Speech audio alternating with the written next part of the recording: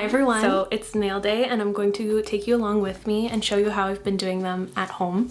I wanted to add a little disclaimer at the beginning of today's video to say that I'm not a professional, I'm not a licensed nail tech, but switching to doing nails at home is something I've been wanting to do for a long time. So I've been doing all the research I can. I've been watching so many videos and reading so many things on how to do nails at home safely, because it's super easy to get contact dermatitis, and contact dermatitis isn't something that you can ever get rid of. And depending on its severity, you may not be able to ever wear gel nails ever again, which would be tragic. So please take that into account. And if you're thinking of becoming a DIY girly, please do all your own research as well and don't just take my word on it. Please take things that I say with a grain of salt, and if I do anything wrong, please just kindly let me know in the comments. And I wanted to switch to doing them at home because I was tired of going to appointments. I started dreading going to my nail appointments, and I was always leaving my appointments a little disappointed in the design. Like, they would either not be able to execute my vision properly, or they would just be way too expensive. So I was like, I can just do it myself. I want to try to do it myself, and I wanted another creative hobby. So this is my current set. It was my all-time favorite set I've ever had. Like, stunning and gorgeous. My thumb popped off yesterday, but it looked like this. Burgundy with shells on it. I just adored this set. Oh my goodness. I might have to recreate this again in the future, but the color story was just so good, so fall, but it's time for a fresh one. I tried to film this set too, you guys. It was my first nail video I tried to film, but my fat head was in almost every clip. So I got a new filming tripod, so we're going to put it to the test today, and I'm just hoping for good shots today. But let's get started. I'm first taking my nail guillotine, and I'm going to cut the excess extension. I'm leaving a little bit of my nail growth underneath. So on this nail here, I'm gonna cut about that much off because it's easier to put the gel extensions on when you have a little bit of nail growth. It actually helps a lot. Now I'm bringing out my dust collector, and then I have my Melodysusie nail drill as well. This thing is such a game changer. Basically, it's just like a little vacuum, and all the nail dust that collects gets sucked into here.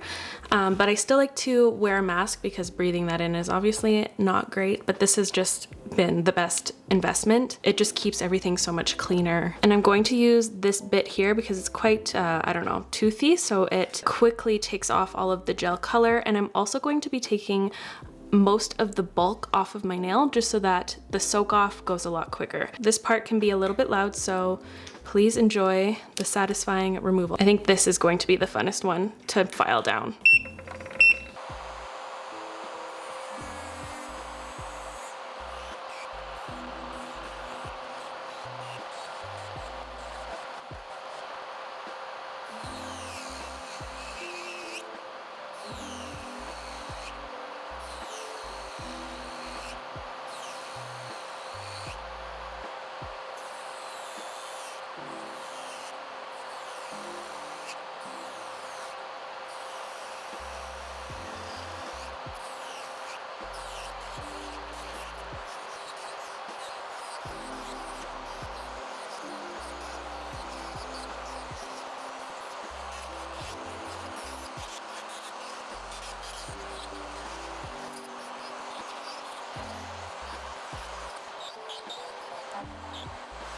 Okay, all the polish is off. So now it's time to soak these babies off. To do the soak off, I'm just using 100% acetone and these little clippies and these little cotton rounds, which I split in half.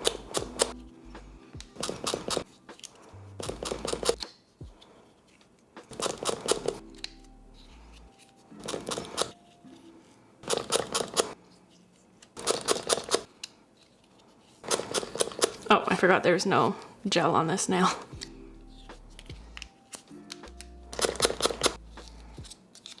Now I can't do anything. I'm just gonna chill. I'm gonna see if it's ready to be scraped off. Sometimes I don't like scraping. I think I go a little too crazy with it and I damage my natural nail. So I usually go in with my nail drill and I just like gently knock it off at a very low RPM.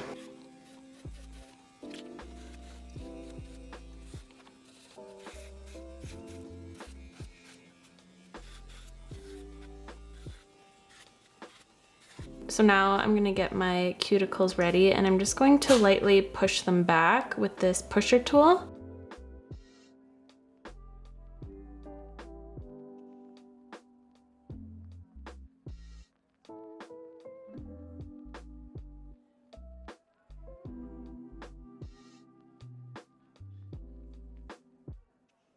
So now I'm taking this little bit. This one's really good at like creating the little cuticle pocket, so then you don't flood your cuticle later when you're adding the gel color. So I like to take this one with a very low RPM on my drill, lightly get the extra skin that's on my nail plate, and I also create a little pocket.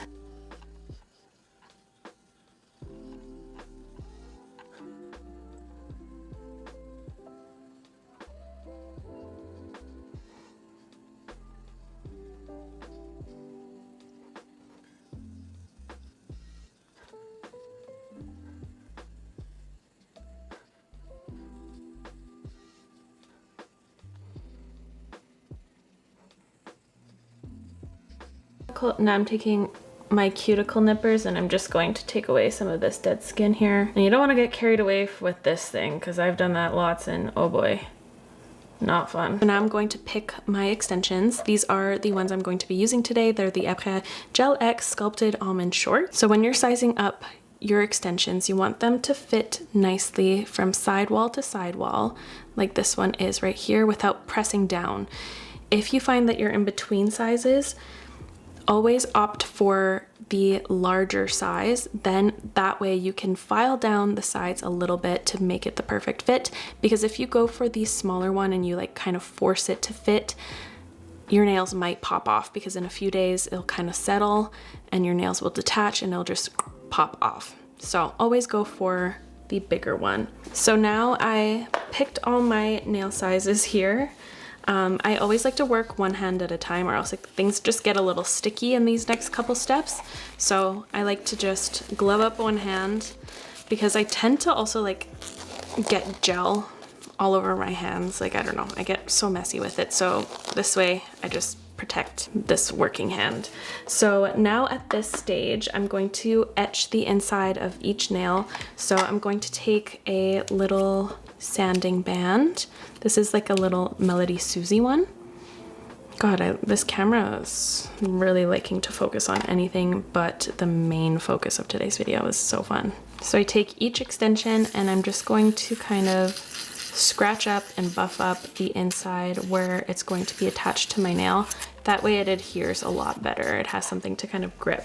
Apparently you can use just like nail primer too. I haven't tried that. I kind of like to use my e-file any chance I get, as you can probably tell.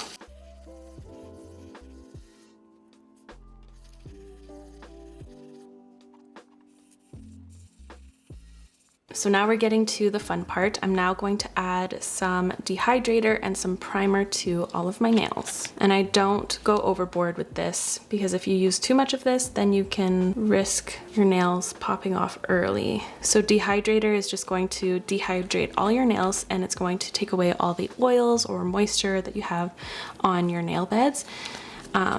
Then I'm going to just take a little bit of primer. It's going to let that kind of set in for a second. And now I'm going to use my Aprés Extend Gel to glue on my extensions. So what you're going to do is you're going to apply a thin layer of this to every one of your nails, and then you're going to cure it in your big light for 60 seconds.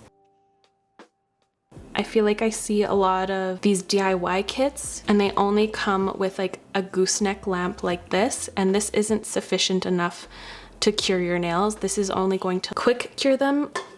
It's awesome for like nail art if you want to just quickly cure something to set it in place, like if you're using blooming gel and stuff, but you do need like a big lamp like this to really make sure stuff is getting cured, or else you're really running the risk of getting an allergy.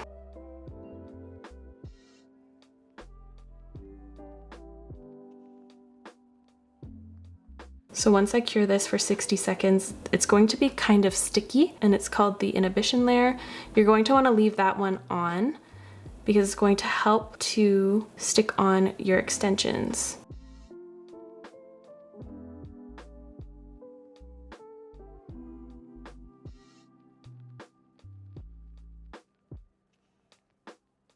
And if you get some gel on your skin, you're gonna wanna deal with that right away because curing it is really not good for you.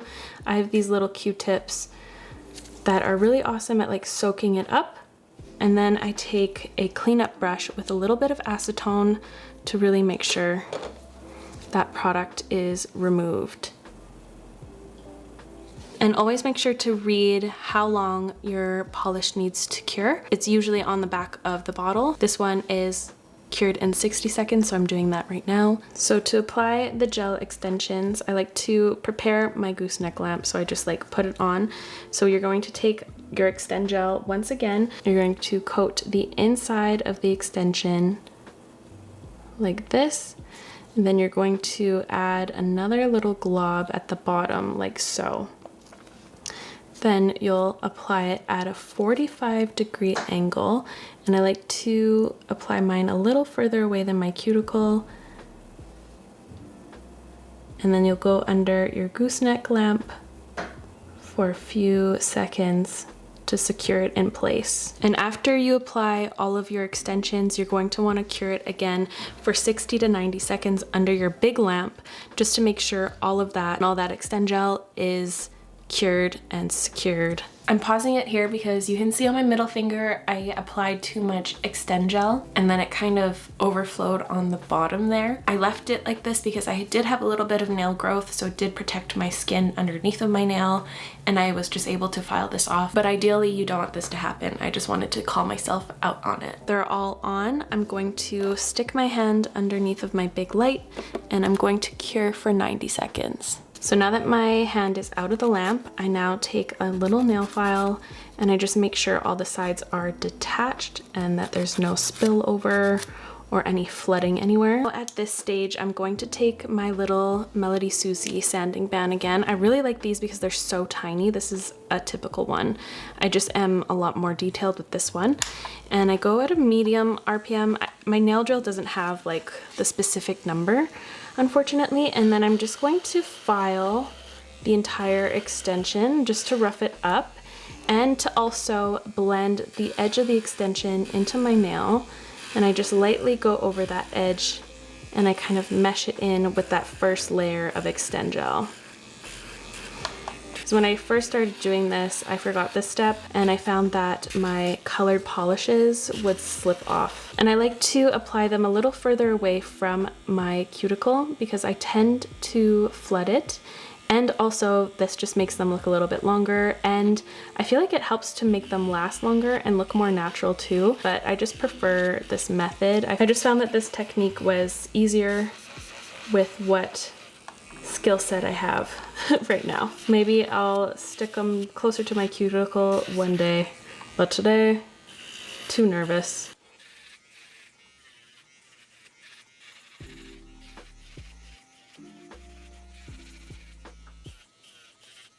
And I also have a little bit of a glob underneath of this nail. I'm just going to file that down. Now I'm just going to take lint-free wipe with alcohol just to remove all that nail dust. I think I'm going to just do the base of my nails tonight, and then I'm going to return tomorrow for the nail design. I'm getting a little bit sleepy. And I also take the brush with alcohol on the bottom because that extend gel is kind of sticky, and if you don't do this, like little threads and stuff or fuzzies get stuck under here, so you just really want to make sure that sticky layer is removed. And now for the final step before the fun stuff, I'm just going to take one last layer of the extend gel to lock in the extension.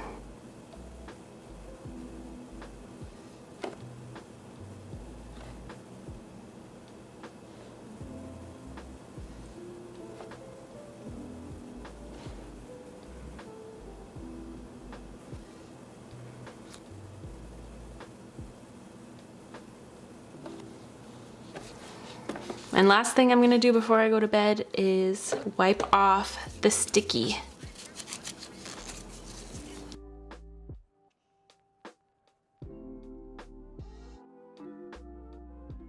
And there we are. We're all ready for color tomorrow. Okay, it's time to get into the nail art. I hope this lighting's better. Sorry, this first video might be a little bit rough. I've never filmed anything like this before. I'll show you what I have planned here on my iPad. Usually I just take pictures of my fingers and then I'll place some nails I liked on Pinterest. I feel very inspired by these sets right here. I'll put the artist on screen, but I am just so in awe of her work. It's incredible. So I kind of circled the nails I kind of want to take inspiration by. I kind of want to do an olive and kind of rusty theme again because it is fall, but this color story here of this nail set is just so wonderful. I'm gonna have to keep this one in mind for like spring or something, or maybe even winter. So first thing I'm gonna do is apply some SPF to my hands. I think I forgot to show this in my clips from yesterday, but I do apply some SPF all over my hands, and then I'll take an alcohol wipe to wipe off my nails.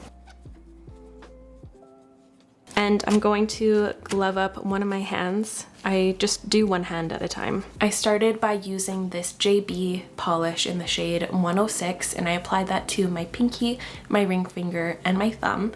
And I applied 2 coats of that, curing in between each layer, of course.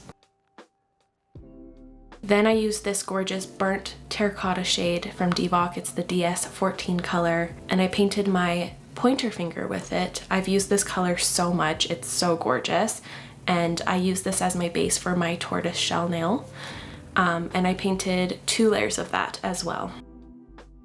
Then I used my all-time favorite base shade. It's the Mayo Apricot color. It's so gorgeous. I've also used this in every single one of my nail sets. It's my perfect nude sheer base. Not too beige, not too pink, not too orange.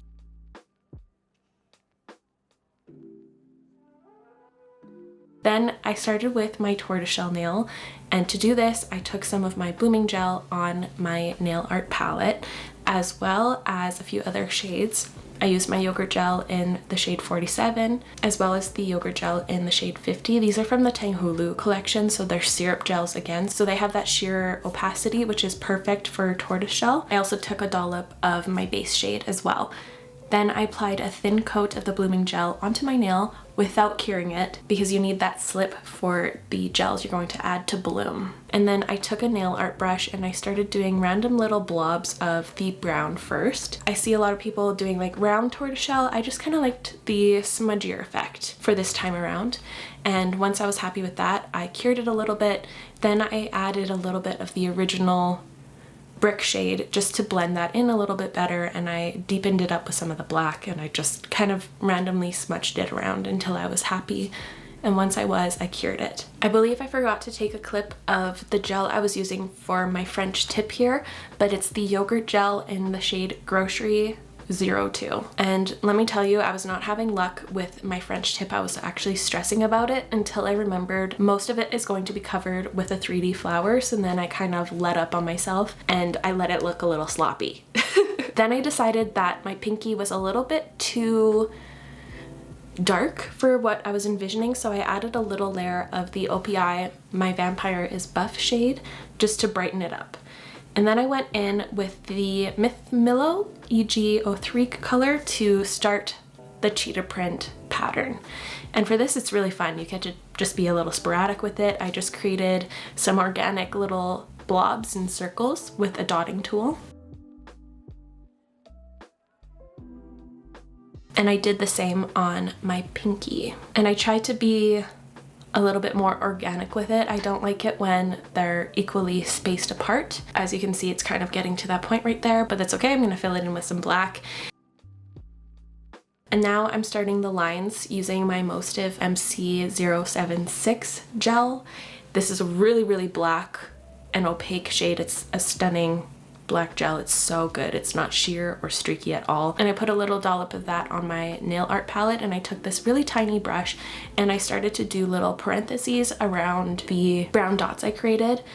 I did parentheses and the letter C, and then in between I did little dots and little bean shapes just to fill in the negative space.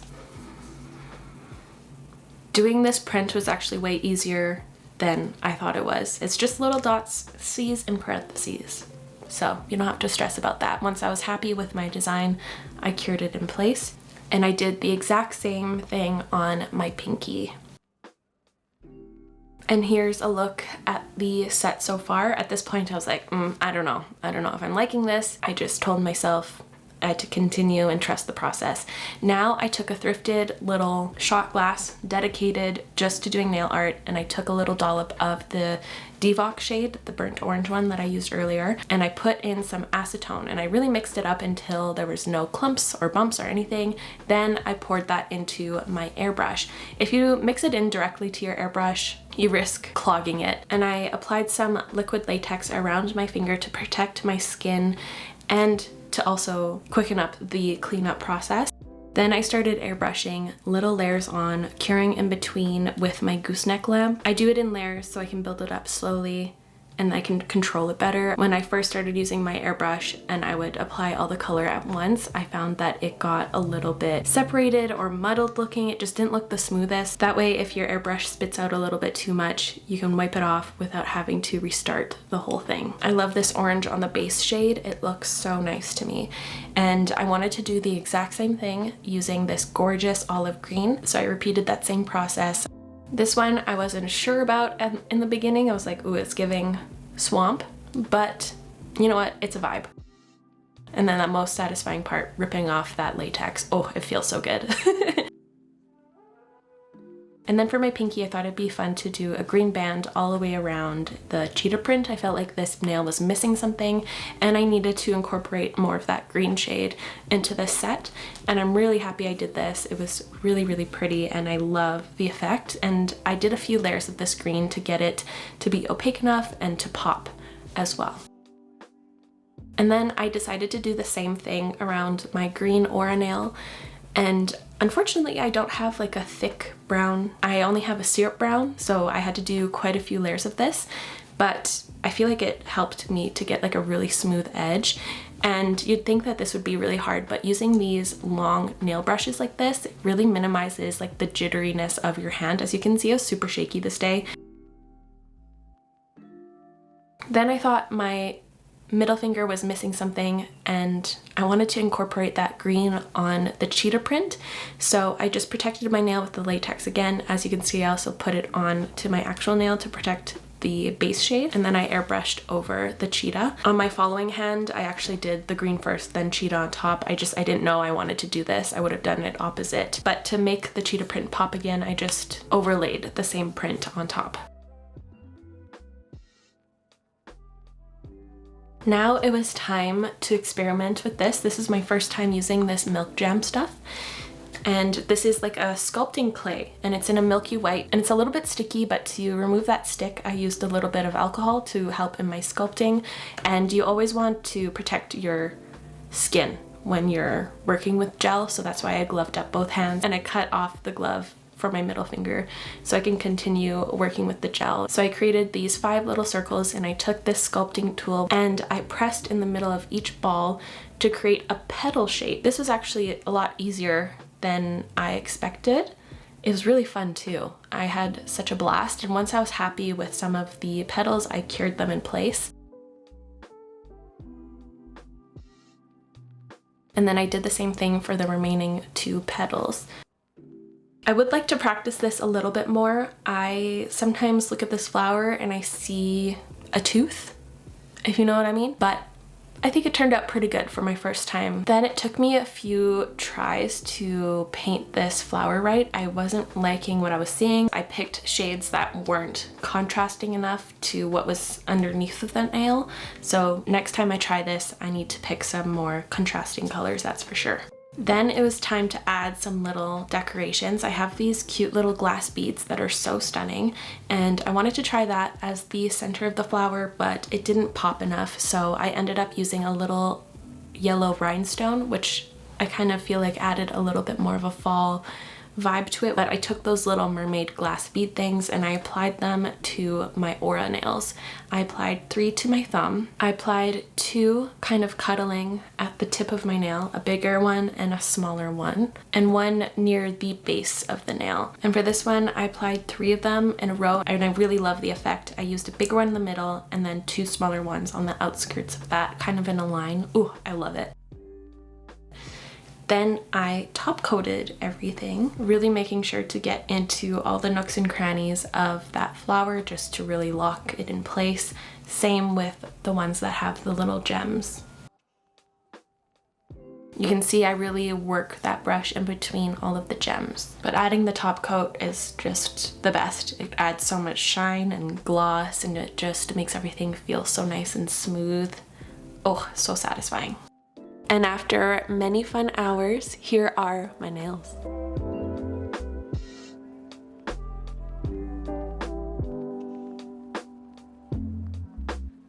There was a moment there when I really did not have confidence in this set, but now seeing them all done, I really love them and I had so much fun. I really love the thumbs together. But the last thing I do is add some oil to them because our cuticles have gone through it. This is one I have from ESSIE. It's just a little easy roller ball and I just really get all up in there, especially under the nails too. And at night I put the Vaseline with cocoa butter all over my hands and I just sleep with a ton of it on, and it's helped my hands recover as well. And then through the day, I love this hand cream. This is for sure going to be in my monthly favorites, the L'Occitane hand cream. Look how thick it is. Look at this. Like, that's so fun. Oh, I forgot to blend in my oil. I was too excited to put on the lotion. But anyways, I just slather it all together anyways. But here's my set for the next few weeks until I get the itch to do my nails again.